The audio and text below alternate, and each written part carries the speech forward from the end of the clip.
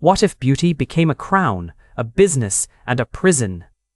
In As Snow White and the Beauty Queen, a quiet girl steps into the light, and admiration in a city of cameras slowly turns into danger. Welcome to Lingotales, where we will live the story and learn the language. The Queen stands above the glittering modern city on an evermore beauty billboard, her flawless face shining across glass towers and giant screens.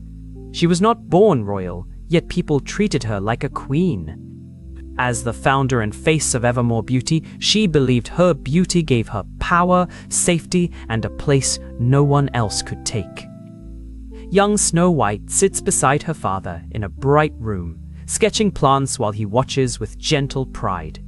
People already noticed her pale skin, dark hair, and red lips, but her father wanted her to value more than looks. He taught her that a face might open a door, but kindness decided what happened next. After her father's death, Snow White stands alone in plain clothes inside the grand family home as the Queen takes control. The Queen says she is protecting the girl from fame, keeping her away from cameras and events. Yet as Snow White grows older, visitors pause at her natural beauty, and the Queen quietly counts every look. In her private dressing room, the Queen faces a large black mirror circled with silver light before the stylists arrive.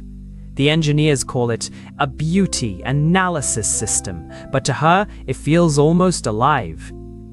Every morning she asks who is most beautiful, and every morning its answer helps her breathe again.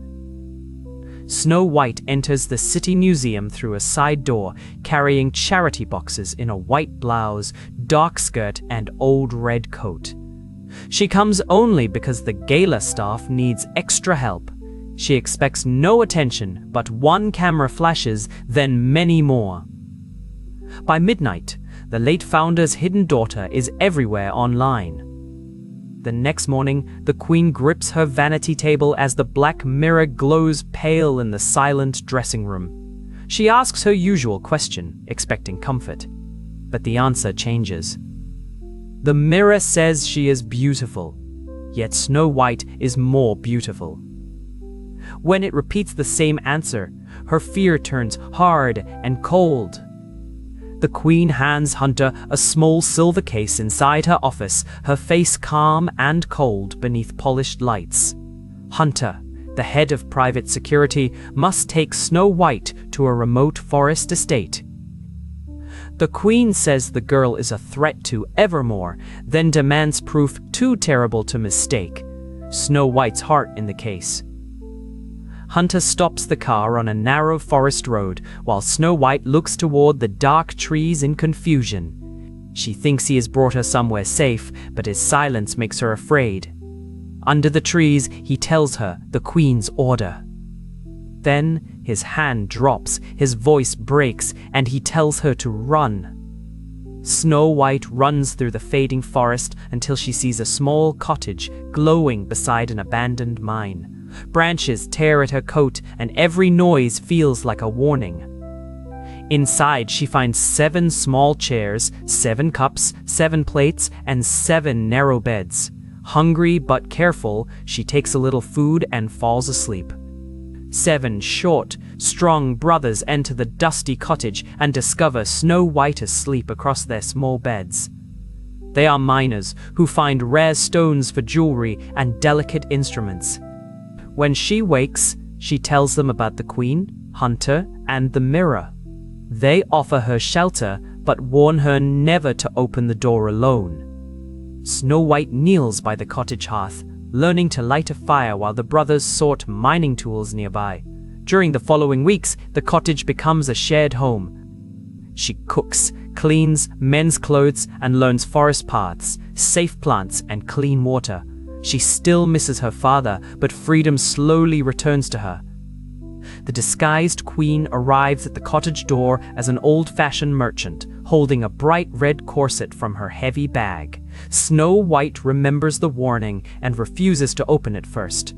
The woman speaks softly and calls it a gift. When Snow White lets her in, the queen pulls the laces tighter and tighter.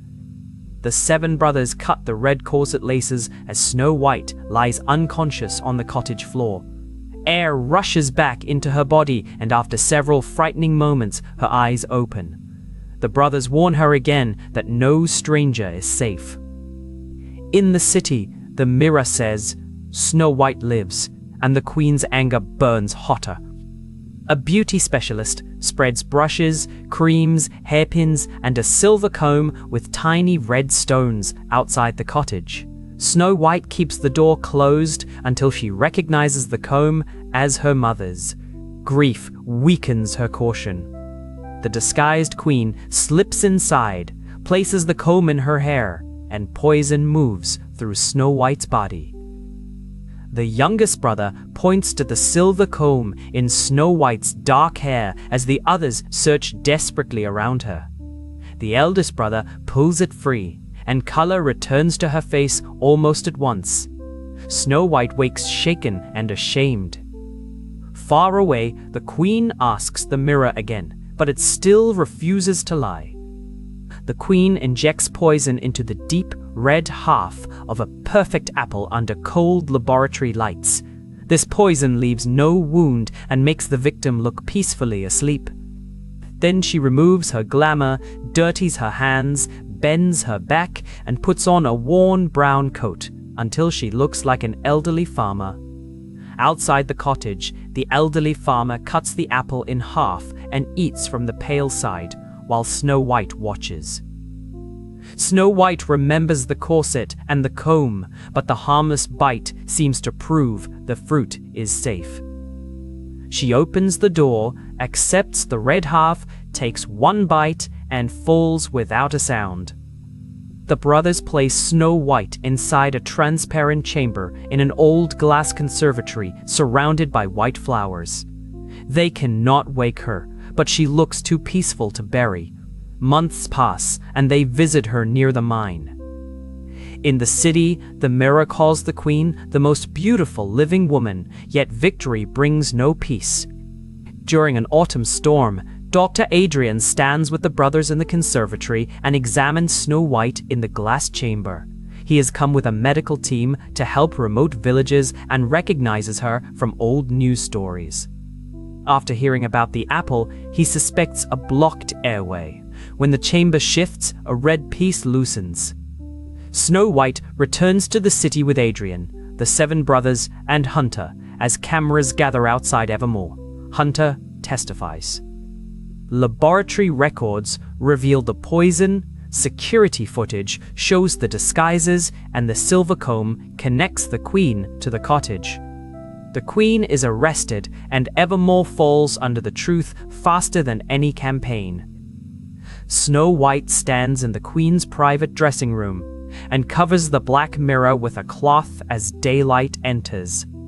Reporters call her the most beautiful woman in the country, but she refuses to join the same contest. She changes. Evermore rejects perfect images, supports real people, and learns beauty was never her freedom. Snow White's victory was not against age, mirrors, or another woman's face. It was the quiet freedom of knowing her worth was never trapped in beauty. You can find the learning materials for this story, along with many more stories, on our website at lingotales.app. If you enjoyed this video, please give it a like and share it with others. And if Lingotales is helpful for your learning journey, consider subscribing so you can stay connected with our latest videos.